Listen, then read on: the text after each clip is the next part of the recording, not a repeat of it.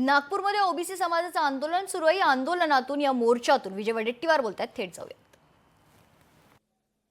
जे 56% आहेत त्यांना आरक्षण मिळतो 27%.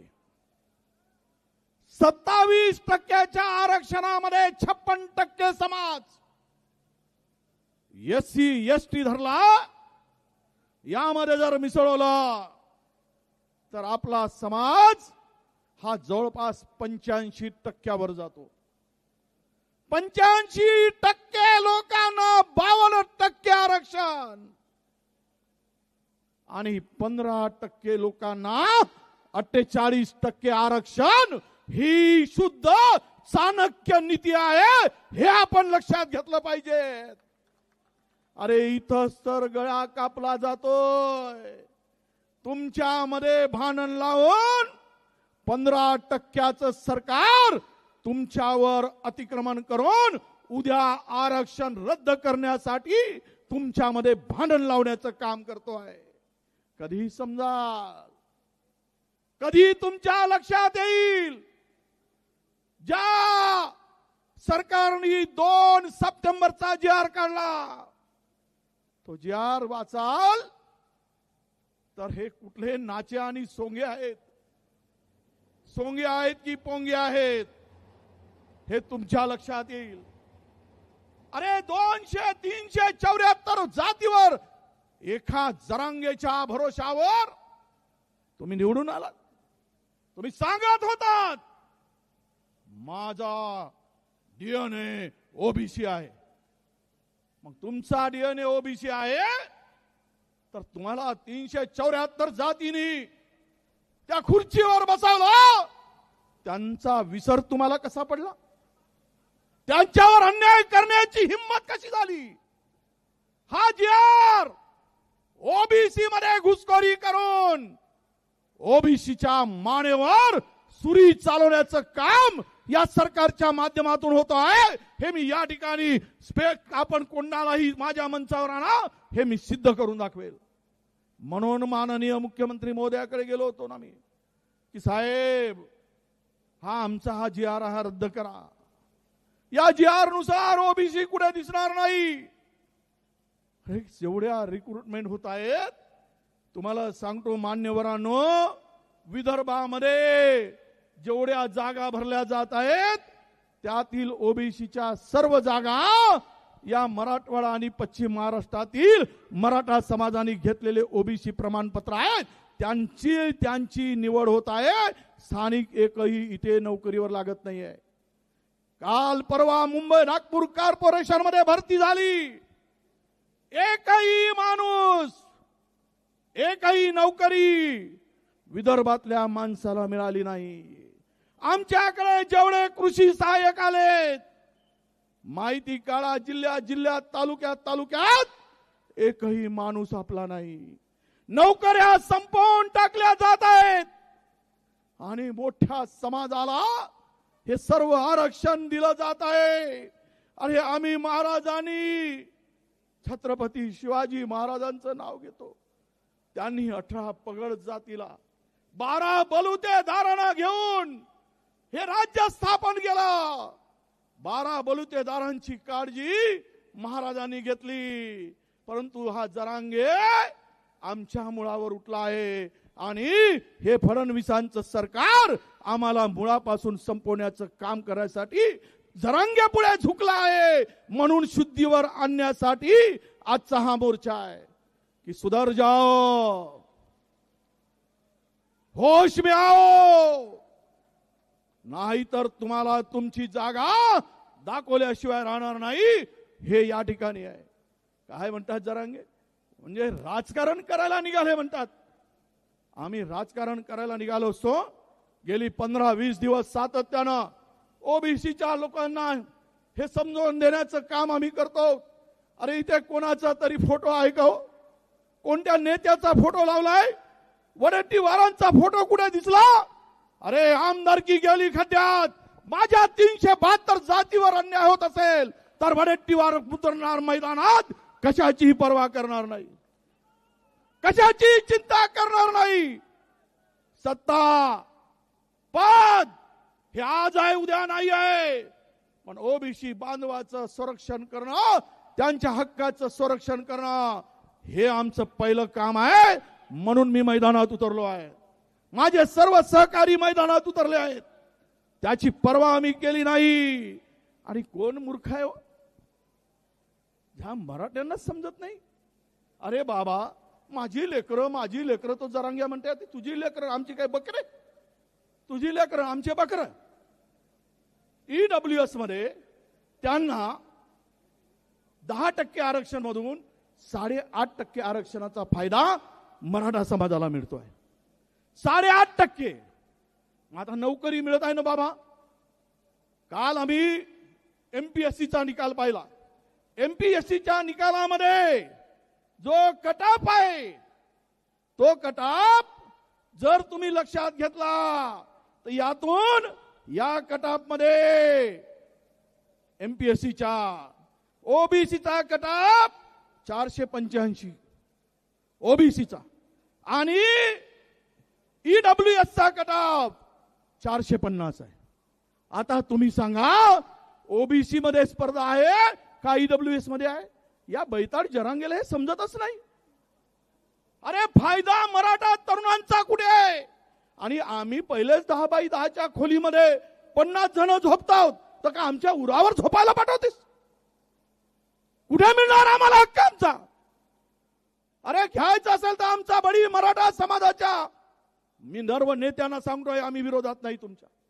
मराठा समाजाला आरक्षण मिळालं पाहिजे, ही आमची भूमिका राहिली आहे. मराठा समाजाला आरक्षण दिलं पाहिजे. यासाठी जरांगे उपोषणाला बसले. त्यावेळेस मी तिथे गेलो होतो आणि सांगितलं माझा पाठिंबा. त्यावेळेस या ठिकाणी तुम्हाला माहित असेल, त्यावेळेस कुणबी नोंदी या ठिकाणी फक्त आणि फक्त यामध्ये माझा व्हिडिओ व्हायरल केला जात आहे. त्या व्हिडिओमध्ये मी सांगतो, त्यावेळेस 8,300 फक्त मराठा आपल्या कुणबी नोंदी होत्या पूर्ण मराठवाड्यामध्ये. म्हणून मी भूमिका घेतली की 8,300 नोंदी आहेत, त्या सर्व लोकांना कुणबी प्रमाणपत्र देण्यास आमचा विरोध नाही, आम्ही कोणी विरोध करणार नाही, ही भूमिका त्यावेळेस घेतली.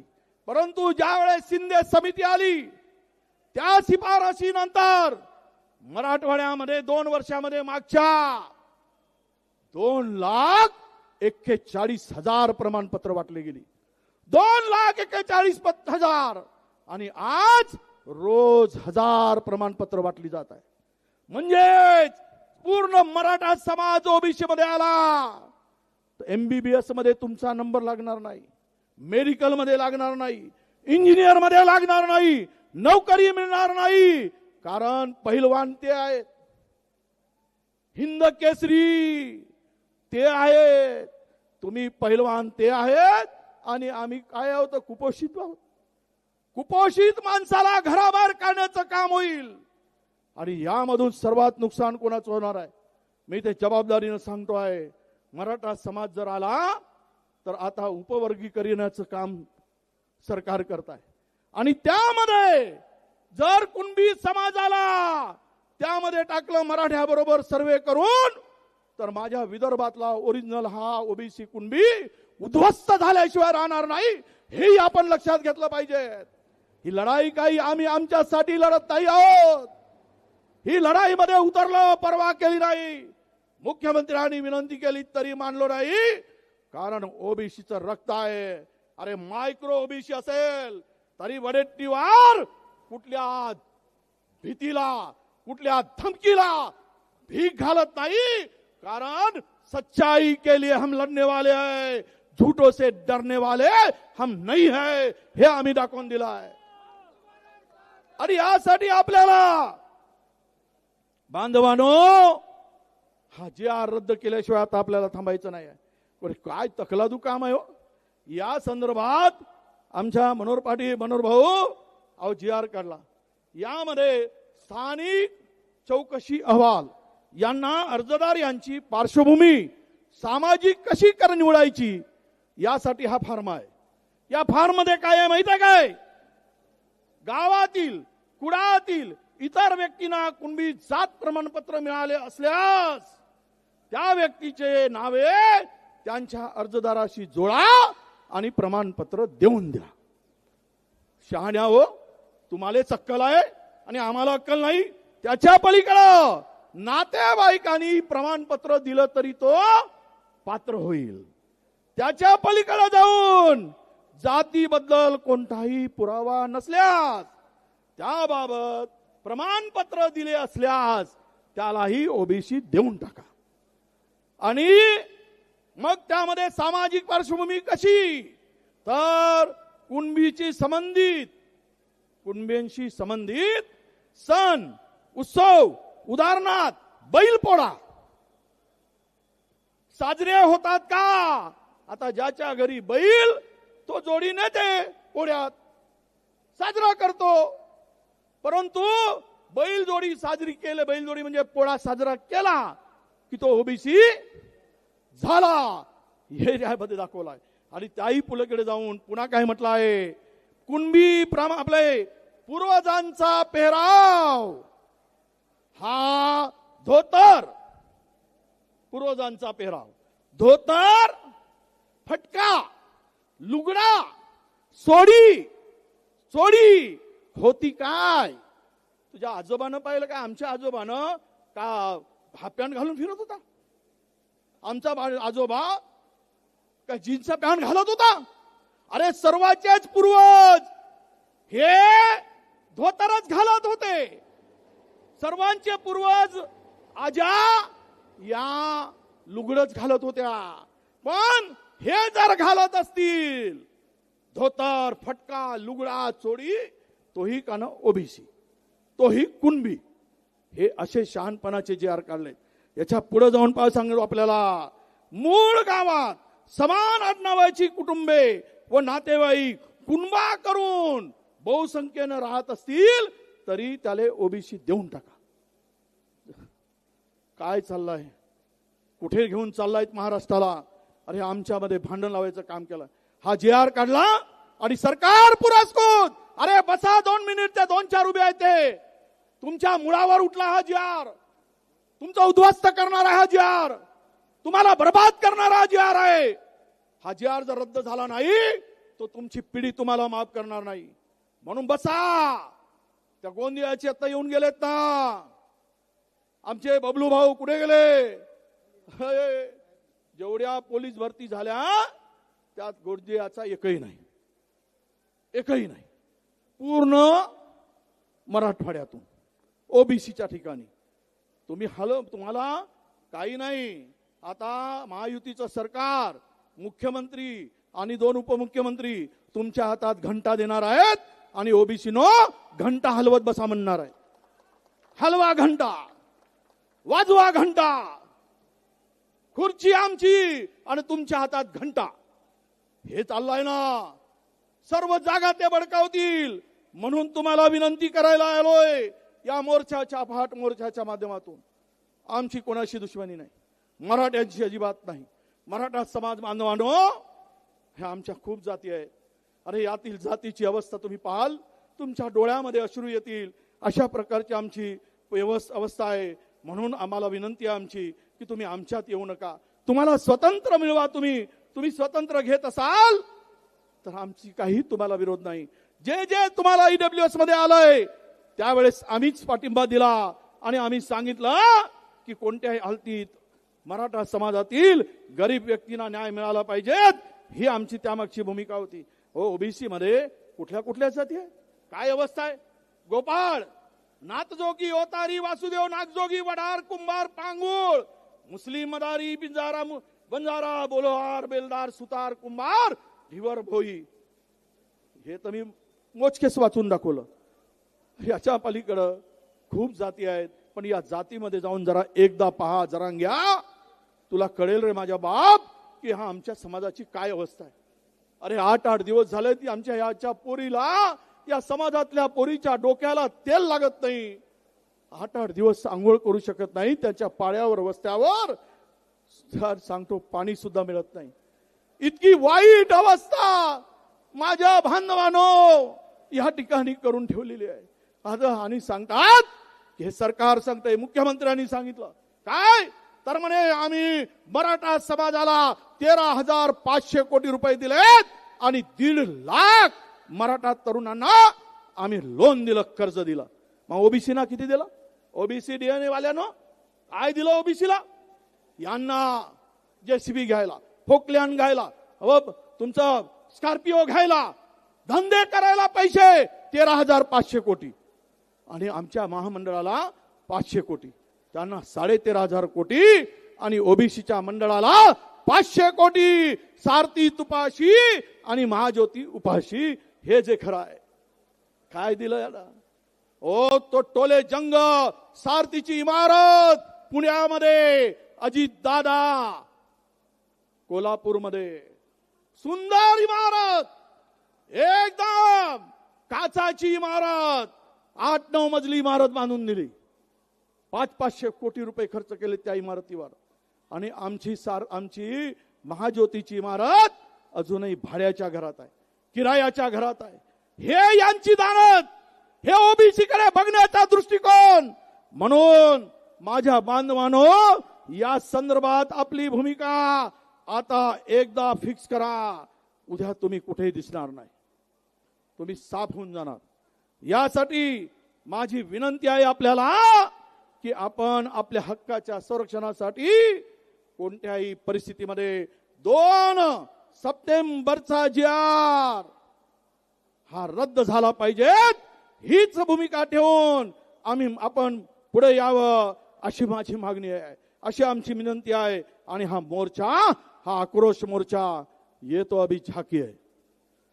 तुम्ही महाराष्ट्रातील ओबीसी लीडर आले तुम्ही, अरे काही होऊन जाऊ देत, कोणत्याही परिणामाला सामोरं घ्यायची पाळी आली तरी जाओ, पण ओबीसी मध्ये घुसखोरी पासून त्यांना थांबवू. सरकार जर थांबवत नसेल तर आपण सरकारलाही थांबवण्याची ताकद आपल्यामध्ये निर्माण करू. मी तुम्हाला विश्वास देईन. मराठवाड्यामध्ये तुम्हा सर्व नेत्यांना सांगतो, एकमेकाची डोकी फोडली जात आहे. गावाचं गाव पण हरवून गेला आहे.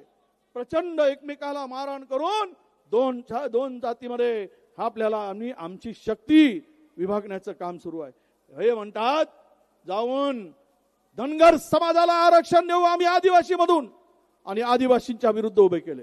अरे ज्या सरकारला 20 वर्षापासून ड चा र करता येत नाही, धनगराचा ड र आणि धनगराचा ड काढता येत नाही, ते सरकार म्हणताय आदिवासी मधून आम्ही आरक्षण देऊ. आणि धनगरामध्ये फूट पाडली, बंजारा समाजामध्ये फूट पाडली, ओबीसी मध्ये फूट पाडली, आणि ओबीसी मध्ये फूट पाडून हे सरकार मजा मारत आहे. अरे 2 भाऊ जर भांडले तर आई म्हणते यालाही नको त्यालाही नको, घाल कुत्र्याला. आणि ही पाडी आज आपल्यावर आणली. या सरकारचा एकूणच अजेंडा आहे बांधवांनो, कोणत्याही परिस्थितीमध्ये हे आरक्षण रद्द झालं पाहिजे. आरक्षण नको आहे हीच विचारधारा यामध्ये आहे. अरे दम असेल फडणवीसजी, देवेंद्रजी, दम असेल आमच्या अजितजी, दम असेल शिंदेजी, तर तेलंगणा सरकारनं ओबीसीला 42% आरक्षण दिलंय. उद्या 42% आरक्षण देण्याची धमक दाखवा, पुरा ओबीसी समाज तुमच्या पाठीमागे उभं होईल. पण तुम्ही जर आम्हाला फसवत असाल तर मात्र आम्ही शांत बसणार नाही, हे सुद्धा आपण लक्षात ठेवा. याच मध्ये आम्हाला म्हणतायत की आम्ही राजकारण करतो. अरे बांधवांनो, आम्ही राजकारण अजिबात करत नाही. मी तुम्हाला विनंती करतोय, जे लाखोच्या संख्येनं तुम्ही आलात, माझी विनंती असणार आहे, इथे राजकारण करू नका, गाव खेड्यात राजकारण करू नका. तुमची पिढी, उद्या उद्ध्वस्त होणाऱ्या पिढीला वाचवण्यासाठी आम्ही कुणाच्याही विरोधात नाही, आम्ही सरकारच्या विरोधात नाही. पण सरकारने जर GR काढला असेल तर काय सरकारच्या विरुद्ध बोलू नये. पाप तुम्ही करणार आणि बोट आम्ही दुसऱ्याकडे कसं दाखवायचं, दाम आहे तुम्ही दाखवा. आणि एकदा यासाठी आपल्याला लढावं लागेल, कारण तो जरांगेच्या पाठीमागे, जरांगेच्या दबावात हे सरकार झुकलाय, कमरेपासून वाकलाय. आणि त्यामुळं अशा प्रकारचा उद्ध्वस्त करणारा जी आर काढला आहे. अरे सब नागपूरमधून विजय वडेट्टीवार बोलतायत. लोकशाही मराठी ऐका, पहा, जागरूक रहा.